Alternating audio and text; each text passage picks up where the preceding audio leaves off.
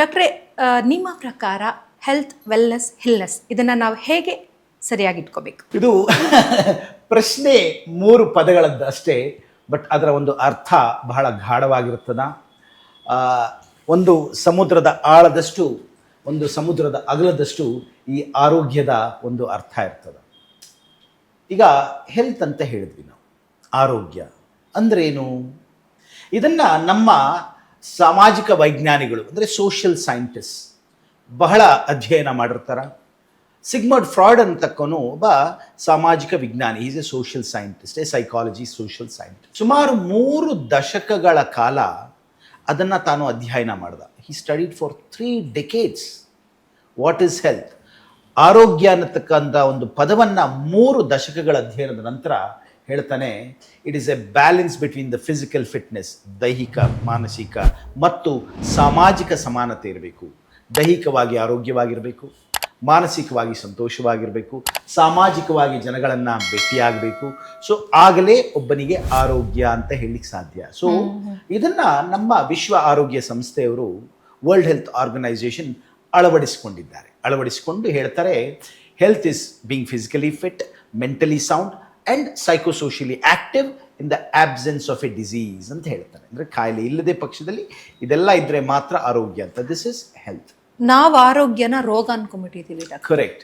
So ಈ ಆರೋಗ್ಯದಿಂದ let us move on to wellness. ಅದಕ್ಕೆ ಮುಂಚೆ ನಮ್ಮದೇ ಆದ ಸಂಸ್ಕೃತದಲ್ಲಿ ಈ ಆರೋಗ್ಯಕ್ಕೆ ಬಹಳ ಗಾಢವಾದ ಒಂದು ಅರ್ಥವನ್ನು ಕೊಟ್ಟಿದ್ದಾರೆ. ಆರೋಗ್ಯವನ್ನು ನಮ್ಮ ಸಂಸ್ಕೃತದಲ್ಲಿ ಹೇಳ್ತಾರೆ, ಸಮಾದೋಷ, ಸಮಾ ಅಗ್ನಿ, ಸಮಾಧಾತು, ಮಲ ಕ್ರಿಯಾ, ಪ್ರಸನ್ನ ಆತ್ಮ ಇಂದ್ರಿಯ ಮನ. ಎಷ್ಟು ಗಾಢವಾಗಿದೆ.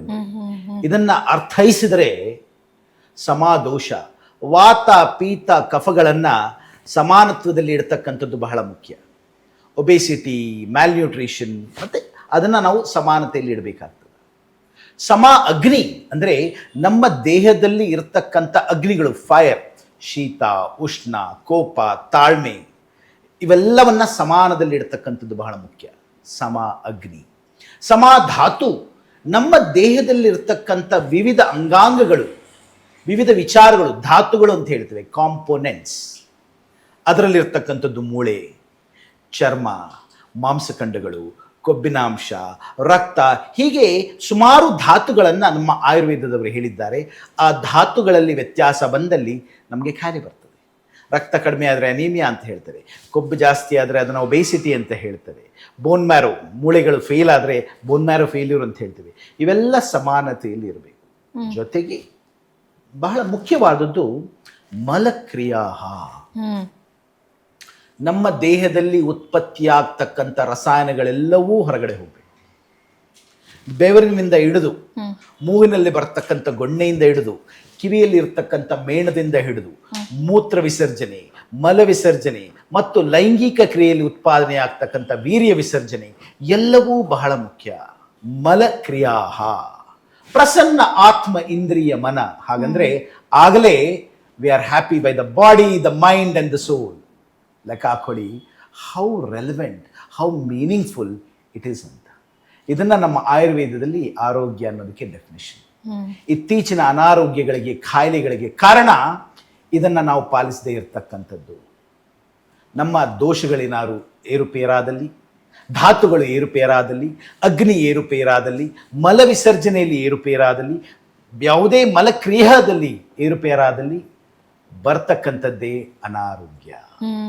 So this is how we define health. ಆರೋಗ್ಯ ಅಂತ ಹೇಳಿದ್ರೆ ಬಹಳ ಗಾಢವಾದ ಅರ್ಥ ಇದೆ. ಅದರಿಂದ ಒಂದು ಸ್ಟೆಪ್, ಒಂದು ಹೆಜ್ಜೆ ಮುಂದಿಟ್ಟರೆ ವೆಲ್ನೆಸ್ ಅಂತ ಬರ್ತದೆ. ಈಗ ನೀವು ನೋಡಿರ್ತೀರ ಹೊರಗಡೆ ಹೆಲ್ತ್ ಸೆಂಟರ್ ಅಂಡ್ ವೆಲ್ನೆಸ್ ಸೆಂಟರ್ಗೂ ವ್ಯತ್ಯಾಸ ಇರ್ತದೆ. There is a gross difference between health and wellness. Health ಅಂದ್ರೆ ಆರೋಗ್ಯ, ವೆಲ್ನೆಸ್ ಅಂದ್ರೆ ಕ್ಷೇಮ.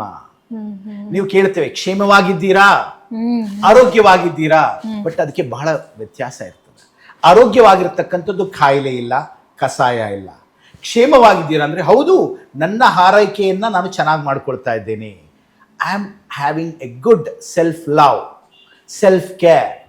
ದಿನನಿತ್ಯ ವ್ಯಾಯಾಮ ಮಾಡ್ತಿದ್ದೇನೆ, ಆರೋಗ್ಯವಾಗಿ ಊಟ ಮಾಡ್ತಿದ್ದೇನೆ, ಯೋಗ ಮಾಡ್ತಿದ್ದೇನೆ, ಸಂತೋಷವಾಗಿದ್ದೇನೆ, meditation this is wellness. So there's a difference when you ask people, are you healthy, are you well? Okay. So ಅದನ್ನ ವೆಲ್ನೆಸ್ ಅಂತೀವಿ. ಹಾಗಾಗಿ wellness is very important for you to stay healthy. If you are not well, you won't become healthy. ಇವೆರಡು ಒಂದೇ ನಾಣ್ಯದ ಎರಡು ಮುಖಗಳು. ಎರಡು ಸರಿಯಾಗಿದ್ರೆ ಆರೋಗ್ಯವಾಗಿರ್ತೀವಿ. That is good. ಹೌದು. ಆರೋಗ್ಯವನ್ನ ನಾವು ಚೆನ್ನಾಗಿಟ್ಕೊಳ್ಳಿಕ್ಕೆ you have to keep your wellness in time. ಇವೆರಡನ್ನ ನಾವು ಅದಲು ಬದಲು ಮಾಡಿದ್ರೆ, ಅಥವಾ ಇವೆರಡನ್ನ ನಾವು ದಾರಿ ತಪ್ಪಿದ್ರೆ, ಹಳಿ ತಪ್ಪಿದ್ರೆ, will land up with illness, ಅನಾರೋಗ್ಯ, ಕಾಯಿಲೆ. ಈಗ ನೋಡಿ, ನಮ್ಮಲ್ಲಿ ಇರ್ತಕ್ಕಂಥ ಸಕಲ ಖಾಯಿಲೆಗಳಿಗೆ ಕಾರಣ ಜೀವನ ಶೈಲಿ, ಲೈಫ್ ಸ್ಟೈಲ್. ಹಾಗಾಗಿ 60% of all the diseases we see are because of non communicable diseases. ಸಾಂಕ್ರಾಮಿಕವಾಗದೇ ಇರತಕ್ಕಂಥ ರೋಗಗಳು. ನಮಗೀಗ ಪ್ಲೇಗ್ ಇಲ್ಲ, ಲೆಪ್ರಸಿ ಇಲ್ಲ, TB ಬಹಳ ಇಲ್ಲ. ನಮಗೀಗಿರ್ತಕ್ಕಂಥ ತೊಂದರೆಗಳು ಡಯಾಬಿಟೀಸ್, ಒಬೇಸಿಟಿ ಅಂದರೆ ಮಧುಮೇಹ, ರಕ್ತದ ಒತ್ತಡ, ದೇಹದಲ್ಲಿ ಚರ್ಬಿ ಜಾಸ್ತಿ ಇರ್ತಕ್ಕಂಥದ್ದು, ಸ್ಟ್ರೋಕ್, ಹಾರ್ಟ್ ಅಟ್ಯಾಕು ಮತ್ತು ಕ್ಯಾನ್ಸರ್ಗಳು. ಇವೇ ಸಿಕ್ಕಾಪಟ್ಟೆ ನಮ್ಮನ್ನು ಕಾಡ್ತಿರ್ತಕ್ಕಂಥದ್ದು. ಇವೆಲ್ಲದಕ್ಕೂ ಕಾರಣ ಜೀವನ ಶೈಲಿ.